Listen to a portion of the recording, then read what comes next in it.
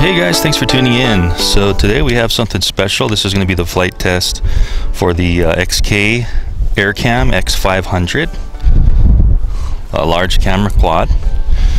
And today I'm going to basically be putting this thing through a flight test. If you guys missed the initial unboxing and setup, I'll have a card pop up here on the top so you can catch that. So anyway, basically gonna just power this thing up. I got the just to kind of go through what I have hooked up here. I went ahead and bought the Taro gimbal mount kit with the gimbal hangers, and I cut these off a little bit in the front. And then I'm just using a G2D Walkera G2D gimbal that I was using on a bunch of my other crafts, and I've modified it to fit a Sony action cam in here. So this gimbal's pretty good. You're gonna see how it does on the XK500. I did go ahead and balance the propellers with a Dubro balancer. So if you don't have a balancer and you're into this kind of stuff, I'd recommend getting a balancer like the Dubro. These two of these were actually pretty off balance. 2 props out of the 4. 2 were perfectly balanced and 2 were pretty off balance. So just took some sandpaper on the heavy end and just kind of sanded it like this until they balanced out. The Taro gimbal mount is just basically mounted up to the existing holes that they give you here. I had to drill the holes out a little bit to accept the Taro bolts, and these look like they're pretty good rod holders. They got these little rubber grommets in to prevent the vibrations, and then this is a carbon fiber tube, so it should be pretty light. And then I just basically zip tied the G2D gimbal here and put in some harder rubbers and some foam earplugs to dampen it a little more for the vibration. So I'm gonna be doing the flight test, and I'm also gonna get some video of the camera, and so you can see how clear and steady the video is for this guy. But basically today for this flight we've got about 5 to 10 mile/hour winds coming from about this direction, the west. You can probably hear it in the microphone now. We're getting some breezes up. But let's just see how this thing performs, and gonna get some hat cam video of it. Gonna go through all the paces with the controls and see how it does. Alright, so I got it booted up and just turned on the controller, and we can see we have a green and red blinking light. What you want to do is you want to make sure that that blinking light is double green before you launch if you want to have any of the smart GPS functions to work properly, especially the return to home function. And I'm just going to put this little pink cap pen underneath it just so we know where we launched from, and we're going to be testing the return to home function, see how accurate that is. And also, before you do your first flight, make sure you do that compass calibration. And the way you do that is when you are booted up like this, you don't really have to wait for the GPS to do the compass cal, but you just basically hold the throttle all the way down and you flip this switch, the headlock switch, a few times till you see the solid green. And then you just spin the copter on this axis a few times. Then you go ahead and do that again, do the switching, and then you're gonna just put the copter face down, spin it a few times, put it back on the ground, and then switch that again. And that should calibrate your compass. And you're going to want to do it away from any kind of metal or interference and stuff. And whenever you fly too, make sure your cell phone's off. Make sure maybe put it in airplane mode and you don't have any kind of Wi-Fi on and stuff that could interfere with the 2.4 gigahertz signal here. So it looks like we have double green blinking light on the back. So you should be ready to go. I would also recommend maybe bringing a 4S battery to the field. I've already kind of done this before this video, but bring a 4S battery to the field, like a bench battery, and plug it in and let it sit for a couple of minutes, just in case the craft has to update its GPS almanac. You'll have more accuracy, and you know, the GPS will acquire faster lock. So then you just unplug that battery after a couple of minutes, put in your flight battery, so you're not eating away the flight time of your flight battery, kind of waiting for a few minutes. Anyway, let's see how this thing does. So this thing has a function where you can actually auto launch, just like the X380 does, its little brother. And all you have to do is hold in the takeoff button. You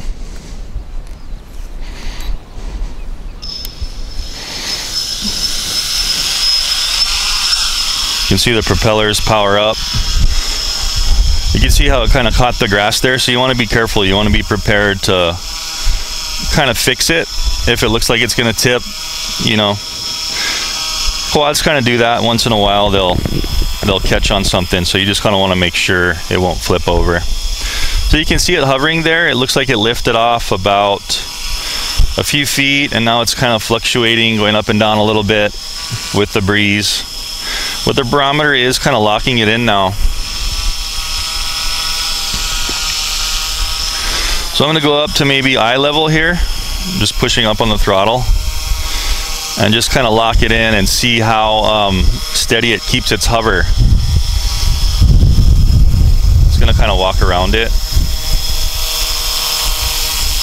You can see that it's locked in pretty good.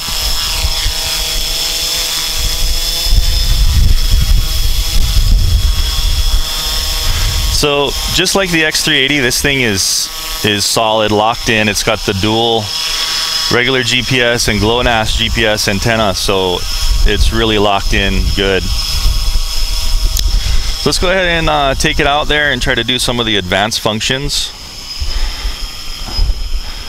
Let's see how fast actually it can get some thrust. So I'm just going to basically let it hover here and then give it full throttle up. Letting off the sticks. Just like any GPS quadcopter, it'll just hover there. Come down, full descent. So it descends pretty fast. You can see a little bit of shake when it's descending. We'll see how that looks in the video camera, if that affects it much. See how that gimbal and camera are doing. I'm going to do a full yaw rotation. You can see it is pretty fast that it's yawing.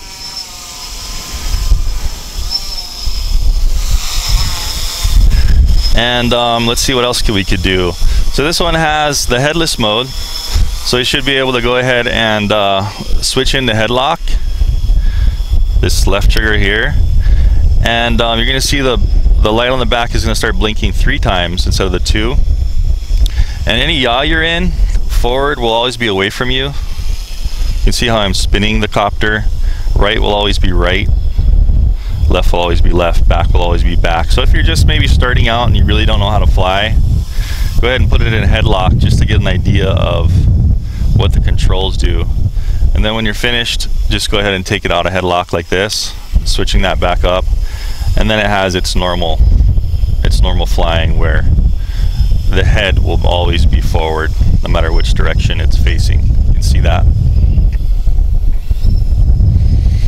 This one also has another cool feature. It's the focus around point button here, where if you do press it once, let me get a little closer.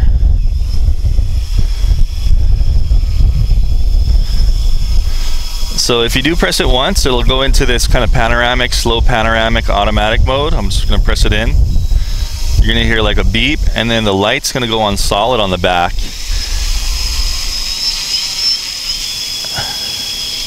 And it's going to go ahead and slowly kind of start rotating on its own to get you a nice smooth panoramic shot. Otherwise you'd have to push the yaw really steady and slowly yourself, but this one does it automatic. So it's doing pretty good. And it'll just keep doing that, I think, until you press that button again. And you're going to see the double blink again on the green light. And it stops its rotation. This one also has another cool feature where you can actually do a focus around point. So we're going to take it up, and then say you have a point of interest. Let's just go ahead and maybe do ourselves as a point of interest. So I'm going to face it towards me, go up a little higher, whoops. Go up a little higher, face it towards us. The wind's kind of picking up now. And then what you do is you push that FAP button, and then immediately after you kind of pull it back to where you want. You got to go over 15 feet, I think, and you kind of let go, and then it should just kind of do a circle around you. So let's try that. So I'm going to push the button in. I'm going to pull back. Maybe let's go maybe about 50 feet. I'm going to let go. And now you can see on its own, it's going to keep the camera pointed at us. And it's going to go ahead and focus around the point wherever it dropped its GPS point. So actually, since the GPS point was more over there when I hit that FAP button, that's what it's focusing on. So it's going to go ahead and keep that GPS point where we initially hit that FAP button in view and just circle with the head facing it. So that's pretty cool. That's like a point of interest feature this thing has, which the new updates on the X380 also have. So you can see it's just going to keep doing that. I think it does it for about 40 seconds and shuts off. If you want to shut it off automatically, you just go ahead and hit that button again. You're going to hear a long beep, and then the copter is just going to go ahead and stop right there and hover. So now you have full control. And while it's doing that, you can actually control it as well if you need to. You can make the circle tighter by going further in, farther wider by going out. Alright, so we're going to fly around a little bit. Let's see how this thing is, how fast it can go, and how the camera deals with if I'm just full stick forward. I'm full stick forward now, and I'm just going to fly as fast as possible. This is its max speed. Full stick forward, just kind of turning.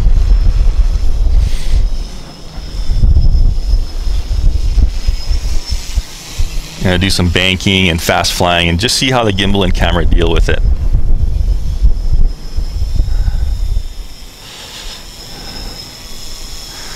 Do some hard turns and yawing. So this is the right stick all the way to the top left. So it's just kind of doing like a funnel, I guess you'd call it.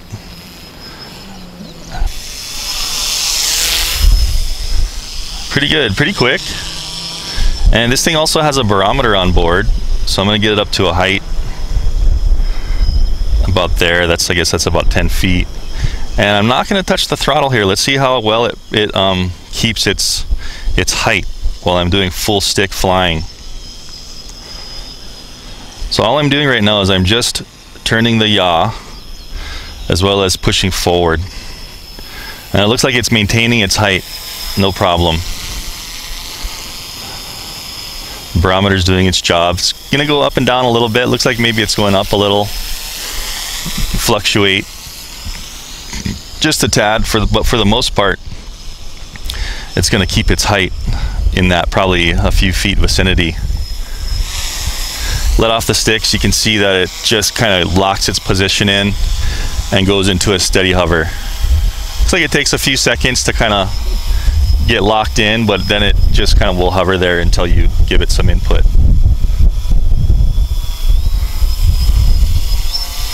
So far real smooth. It flies pretty much exactly like the X380 flew when I did the flight test on that one.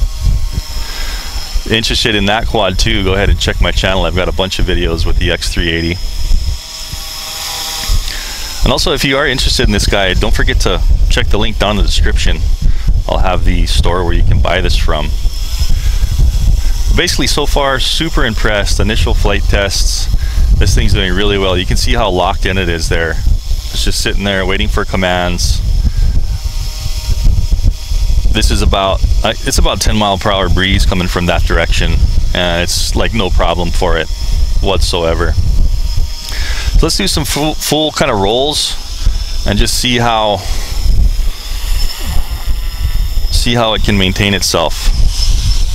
So you can see it kind of dropping as I went back and forth, and you can see how it's actually kind of going up now to get back to where it was when we started. So that's because it kind of remembers, the barometer remembers its altitude, and it's always going to fight to get back there. Let's try and shoot up way up high and get some nice view of the Maui countryside here. So I'm going to go full throttle up.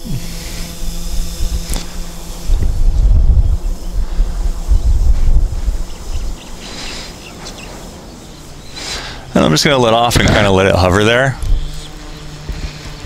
Let it kind of lock itself in. And then I'm going to try that panoramic FAP mode where you just press this button. And let's see if we can get a nice slow panoramic of the area.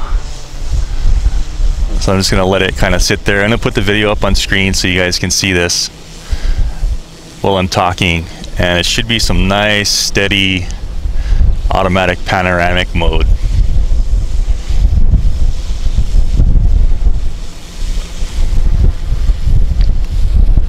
I'm not going to touch the gimbal controls on this one today because I have not configured anything in the flight control config software. I'll have another video you can check in my channel on this X500 on how to adjust some settings in the flight control config software, and that should take out the gimbal finickiness and the pitch that I was having initially, where this the FAP control is kind of delayed. I do have a couple other gimbals too I'm going to be testing on this with like GoPro style cameras, and so be sure to check those out too. Okay, so I think that's a pretty good panoramic. That's about 2 circles. Just gonna let it get back to the direction facing away from me I was, and then hit that FAP button again, and that should stop it. Cool.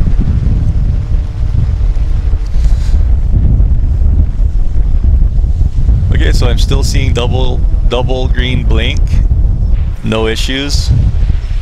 That's gonna fly around kind of fast and high a little bit, and now I'm gonna go ahead and cut the throttle all the way down and just kind of do some circles and come down. The wind's picking up pretty good gust at around 20 right now. I'm full throttle down. Now I let off the throttle and I'm just gonna kind of let it level out. There we go. So we're getting about a 15 mile per hour gust right now. You can probably hear it in the mic from this direction. And for that, it's like no problem with this quad. So we're seeing the double red blinking light. That means it's time to come in because we got a few more minutes left on the battery. So I'm gonna go ahead and hit the go home mode. So what it should do is it should raise up. This is like the return to home feature. It should raise up to the predetermined altitude, which I think is maybe 60 feet. And then it should back into its landing position. And when it hits that spot it launched from, it's going to come down, land, and shut off. So let's see how accurate it is. So it's coming down now.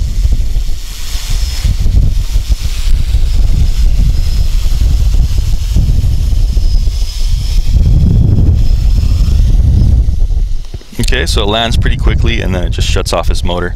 So you can see it's about 3 feet away from where we launched from, so that's definitely acceptable. And we can see too how the fast red flash is going on right now. So the fast red flash is basically, it means that it's in its last landing phase for low voltage battery. So if you're in the air and you start getting that fast red flash, what's going to happen is the craft, wherever it is, it'll just start landing.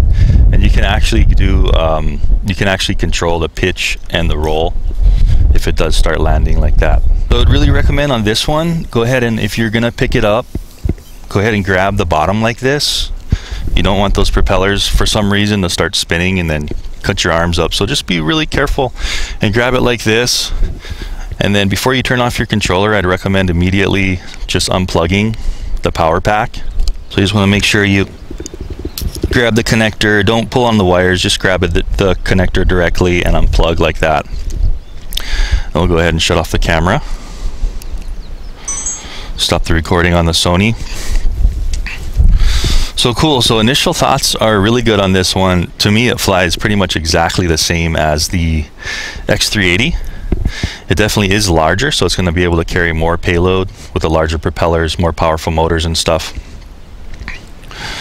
But as far as I can see, it performs exactly the same as the X380, and it's very smooth, and also has those extra features like that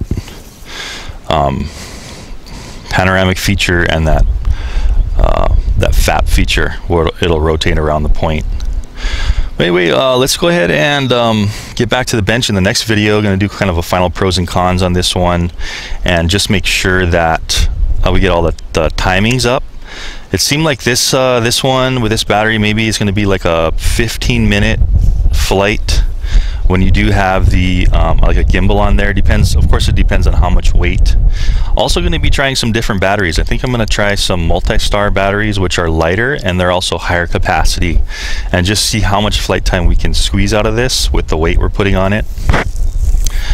And then I'm also going to, I didn't get a chance in this flight to actually use that modified controller, but I did try it before, and it does bind to it and it works fine. So we're also going to have some long distance flights with this, and I'm also going to be putting FPV kit on here too, so we can see how far we can get with FPV and how it performs with a full FPV kit, kind of like I did for the X380.